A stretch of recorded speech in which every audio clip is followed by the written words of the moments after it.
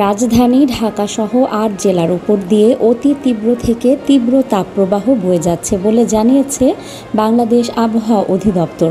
পাশাপাশি দেশের অন্যত্র মৃদু থেকে মাঝারি ধরনের তাপপ্রবাহ বয়ে যাচ্ছে বলেও জানিয়েছে সংস্থাটি। শনিবার ১০ মে বাংলাদেশ আবহাওয়া অধিদপ্তরের আবহাওয়াবিদ শাহনাজ সুলতানার দেওয়া পূর্বাভাসে এ তথ্য জানানো হয়।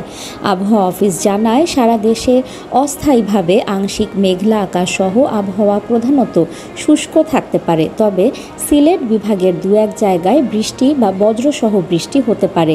সেই সঙ্গে সারা দেশে দিন এবং রাতের তাপমাত্রা প্রায় অপরিবর্তিত থাকতে পারে। সারা দেশে চলমান তাপপ্রবাহ অব্যাহত থাকতে পারে। এছাড়া চুয়াডাঙ্গা, ঢাকা, টাঙ্গাইল, মানিকগঞ্জ, ফরিদপুর, রাজশাহী, সিরাজগঞ্জ ও যশোর জেলার উপর দিয়ে অতি তীব্র থেকে তীব্র তাপপ্রবাহ বয়ে যাচ্ছে। পাশাপাশি দেশের অন্যত্র মৃদু থেকে মাঝারি ধরনের তাপপ্রবাহ বয়ে যাচ্ছে এবং তা অব্যাহত থাকতে পারে।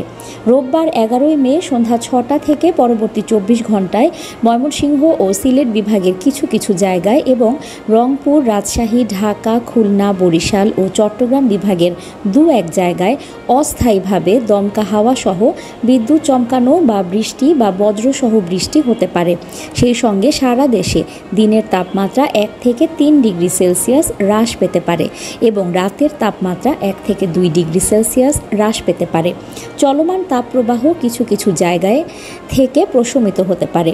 আগামী সোমবার ১২ মে সন্ধ্যা ৬টা থেকে পরবর্তী ২৪ ঘন্টায় ময়মনসিংহ ও সিলেট বিভাগের কিছু কিছু জায়গায় এবং রংপুর, রাজশাহী, ঢাকা, খুলনা, বরিশাল ও চট্টগ্রাম বিভাগের দু এক জায়গায় অস্থায়ীভাবে দমকা হাওয়া সহ বিদ্যুৎ চমকানো বা বৃষ্টি বা বজ্রসহ বৃষ্টি হতে পারে।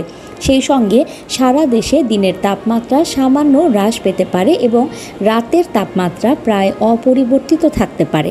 নিউজ ডেস্ক, সংযুক্ত। সাবস্ক্রাইব করে সংযুক্তের সঙ্গে থাকুন।